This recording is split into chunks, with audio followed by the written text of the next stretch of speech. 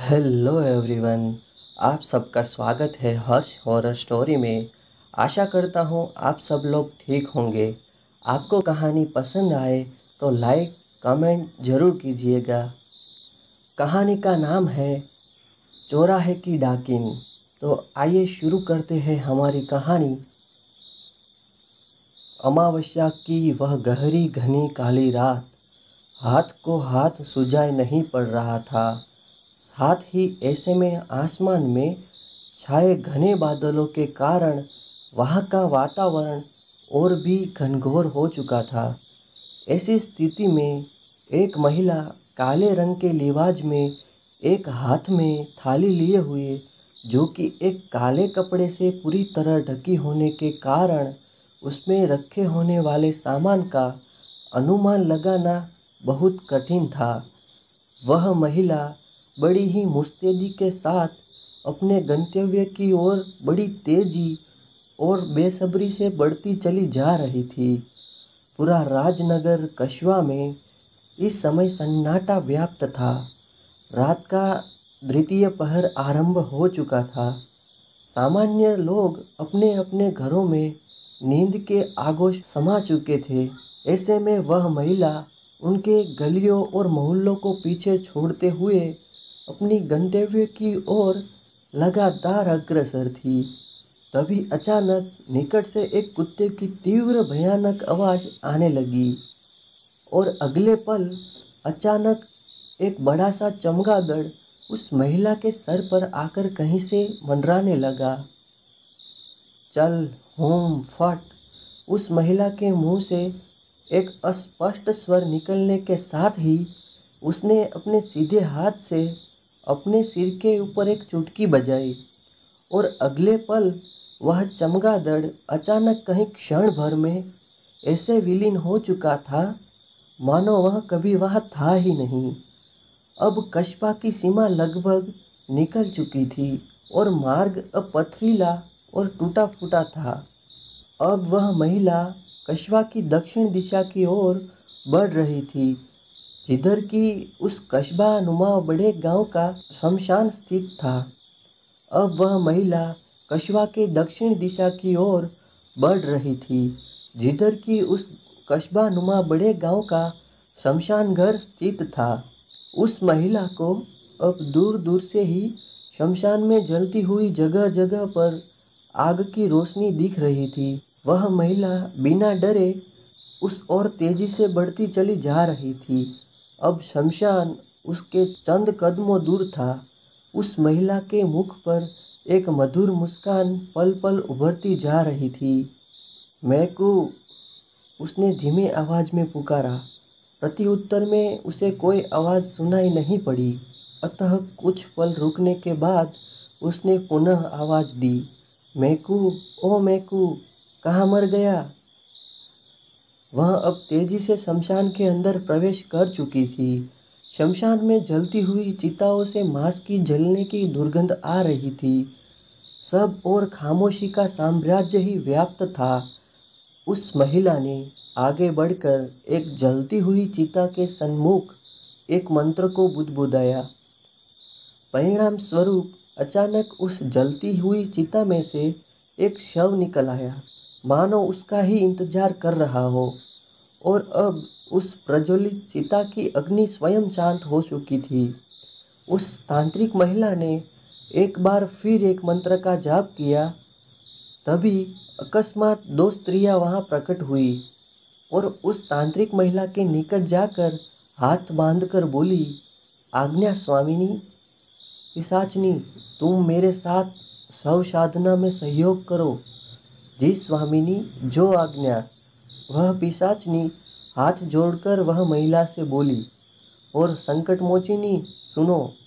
जी स्वामिनी, आज्ञा करे। वह संकटमोचिनी शीघ्र उस तांत्रिक महिला के निकट आकर खड़ी होकर बोली, मालकिन, मुझे मेरी जिम्मेदारी से अवगत कराइए। संकटमोचिनी पिशाचनी फिर से बोली, ठीक है, तुम अत्यंत सावधानी से मेरे साथ शव साधना में मेरा सहयोग करना। और तुम संकटमोचिनी यहाँ पर हर पल सचेत रहकर हर एक बारी आत्माओं से हमारी रक्षा करोगी। ताकि वह हमारे रास्ते में विघ्न उत्पन्न ना कर सके। वह धीमी आवाज में बुदबुदाई, जो आज्ञा स्वामिनी। अब वह तांत्रिक महिला अपने हाथ में पकड़ी थाली के ऊपर रखे काले कपड़े को अलग हटा चुकी थी। थाली में अंडा, एक इंग्लिश शराब से भरी कटोरी, सिंदूर, 5 प्रकार की मिठाई, एक कांच की कटोरी में भरा हुआ ताजा गाढ़ा रक्त भी था।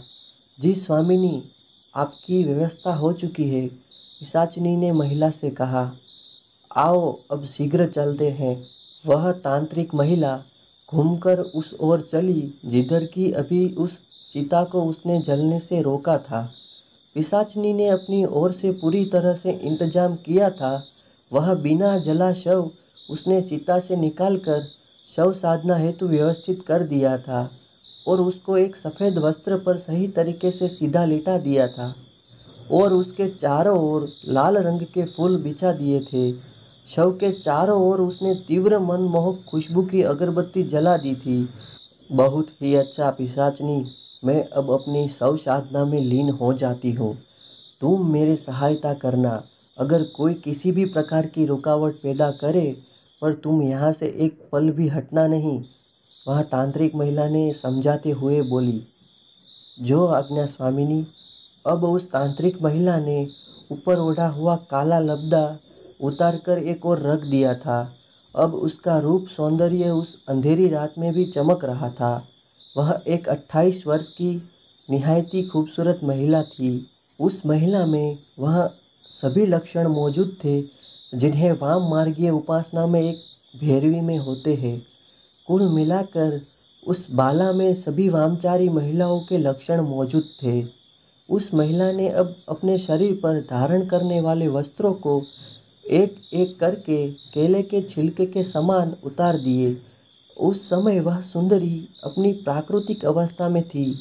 उसने हाथ में थाली पकड़कर मंत्र गति से एक चक्कर उस शव की परिक्रमा लगाने के बाद थाली उस पिशाचिनी के हाथ में दे दी और स्वयं अति धीमी आवाज में मंत्रों का उच्चारण करने लगी।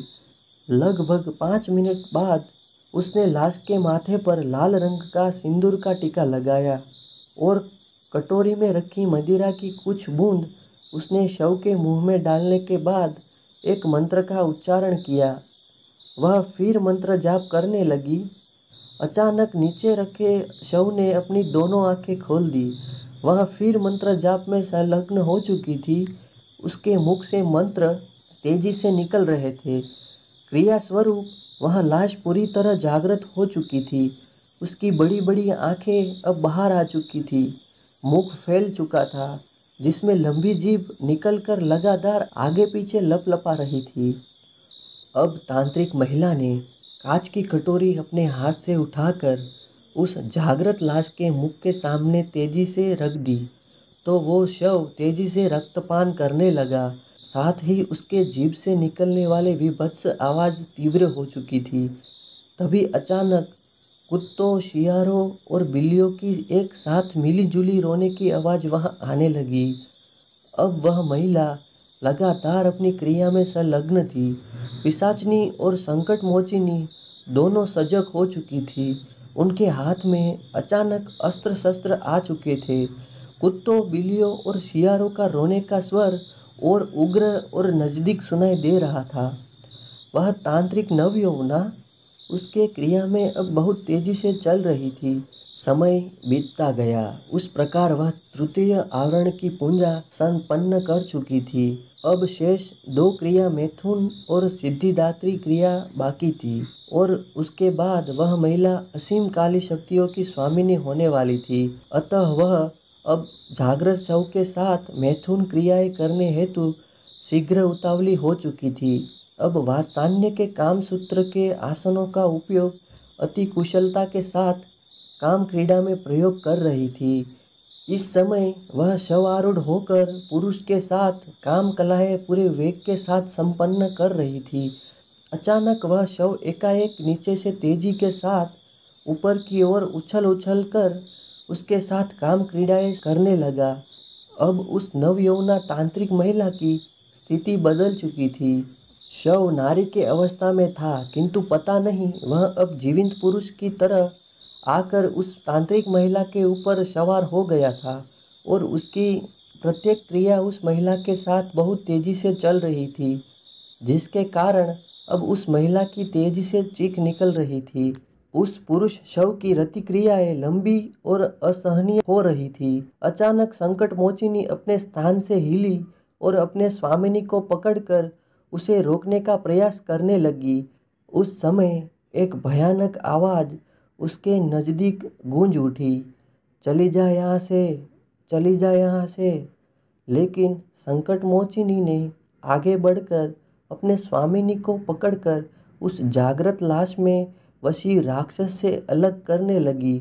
उस समय एक भयानक कुष्मांड ने उसके स्वामिनी को नग्न अवस्था में उठा उठाकर 4-5 बार जमीन में पटक पटक कर प्राणहीन कर दिया, जो कि ये अकस्मात हो चुका था और क्षण मात्र में वह वहाँ से गायब हो चुका था।